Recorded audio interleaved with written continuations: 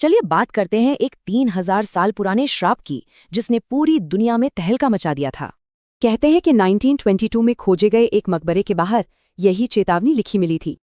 और बस इन्हीं घटनाओं ने मीडिया में आग लगा दी और एक नई कहानी को जन्म दिया। लेकिन ये कहानी कुछ महीने पहले हॉवर्ड कार्टर की एक ऐतिहासिक खोज से।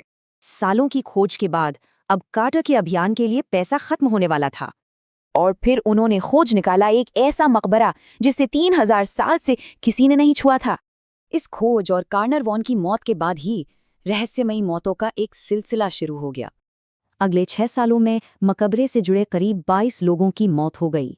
फाइनेंसर, रिश्तेदार, वैज्ञानिक, एक एक करके सब इस श्राप की कहानी का हिस्सा बनते गए। फिर जब मम्मी की जांच हुई तो एक बहुत ही डरावना इत्तेफाक सामने आया। अखबारों में तो जैसे आग ही लग गई। इसे फेरो के बदले का पक्का सबूत बताया गया। ये कहानी सुनने में तो बड़ी दिलचस्प है, लेकिन चलिए अब जरा फैक्ट्स पर नजर डालते हैं। शाप की वो सबसे मशहूर लाइन असल में वो थी नहीं, उसे एक पत्रकार ने बनाया था। और वो शहर भर में ब्लैकआउट। दरअसल 1920 के काहिरा में बिजली जाना बहुत आम बात थी। कार्टर वॉन के कुत्ते की मौत भी ठीक उसी वक्त नहीं हुई थी जैसा मीडिया ने बताया। एक स्टडी में तो ये भी पता चला कि मकबरे के संपर्क में आए लोग असल में औसत से ज्यादा जिए।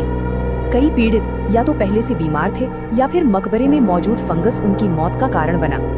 और सबसे बड़ी बात, जो लोग श्राप के सबसे ज्यादा करीब थे उन्होंने तो लंबी जिंदगियां जी।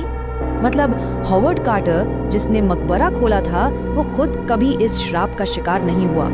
जब भी कोई उनसे श्राप के बारे में पूछता तो हॉवर्ड कार्टर का बस एक ही जवाब होता, तो असली कहानी किसी श्राप की नहीं बल्कि एक भूले बिसरे राजा के फिर से जिंदा होने की है। वो एक मामूली राजा था जिसे उसके बाद आए राजाओं ने इतिहास के पन्नों से ही मिटा दिया था। और हॉवर्ड कार्टर की वजह से वही भूला हुआ राजा आज दुनिया का सबसे मशहूर फेरो बन गया है।